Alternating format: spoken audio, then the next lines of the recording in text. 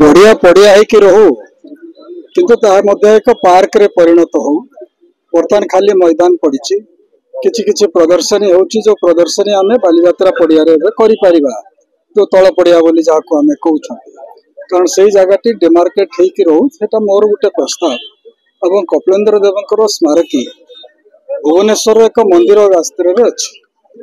प्रस्तर भाव रे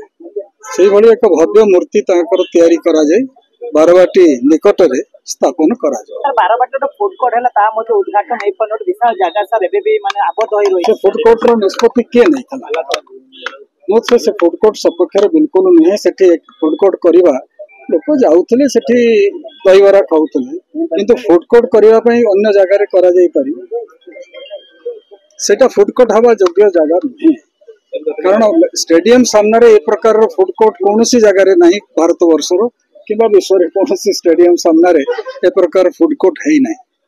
हमें फूड कोर्ट पई अन्य जगह करि पारि था किंतु सेटा गुटे सेते बेले हिंसकली करा हला এবং किछि टंका मध्ये से बाबद खर्च हेछि बर्तमान सेटा वास्तव रे उपयोगी हबो कि न हबो मोर